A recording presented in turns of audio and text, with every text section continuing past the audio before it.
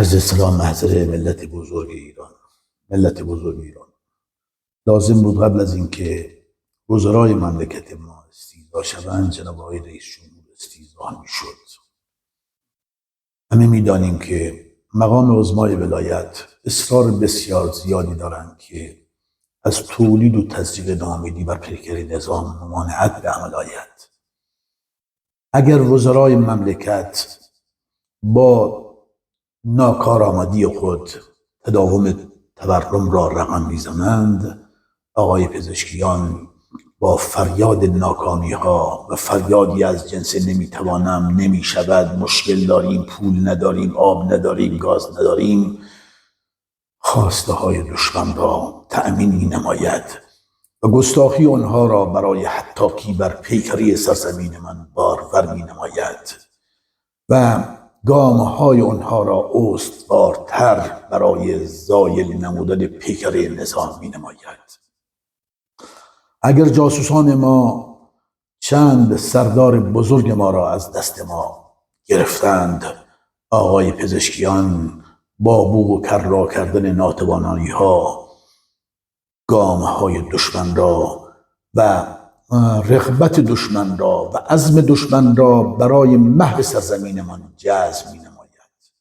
ما تنها کشوری هستیم که در مقابل استکبار ایستادیم و همون گونه که دوست داریم اسرائیل از صحنه روزگار محو شود، اسرائیل نیز به همون اندازه، شاید به مراتب بیشتر، عزم خود را جذب نموده است تا ملت ایران و سرزمین ایران و جمهوری اسلامی ایران را به تلی از خاکستر مبدل نماید، اگرچه کور خوانده است. اما وقتی عالی ترین مقام اجرایی کشور دائما فریاد ناتوانی از روی ضعف و ناکارآمدی و نداشتنها می نماید، طبیعی است که دشمن گامهای خود را استوارتر، عزم خود را جزمتر نماید تا ضربه نهایی را بر پیکر نظام وارد نماید. عزیزان، رسانه‌های ماند قریب 50 سال قصد دارند ناتوانایی، ناکارآمدی و معضلات مندرج و نهفته در حکومت را به باور مردم انتقال دهند. اونگاه عالی‌ترین مقام ریاست جمهوری، عالی‌ترین مقام اجرایی کشور میآید در تریبون ملی و جهانی فریاد میزند که ما نداریم، آب نداریم، برق نداریم، گاز نداریم، انرژی نداریم، پول نداریم، چیکار کنیم؟ یکی بیاد به من بگوید در اوج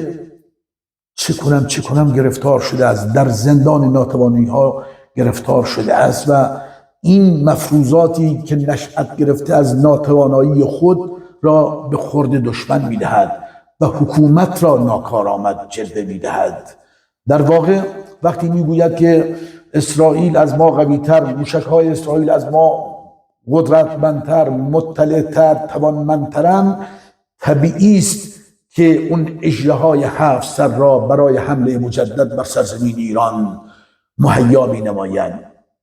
و تمام ملت ایران، امنیت ملت ایران را در معرض هجمه‌های دشمن قرار خواهد داد. وقتی داشته‌های یک مملکت تامین کننده مرزهای زمینی و هوایی و دریایی یک مملکتند، وقتی عالی‌ترین مقام اجرایی کشور میآید میگوید نداریم، آب نداریم، برق نداریم، گاز نداریم، انرژی نداریم، طبیعی است که دشمن از هر سو خود را تمهید می‌نماید تا ضربه نهایی را بر پیکر جمهوری اسلامی ایران وارد نماید. آقای پزشکیان، جو بایدن که رئیس جمهور بزرگترین امپراتوری جهان بود، وقتی نتوانست اون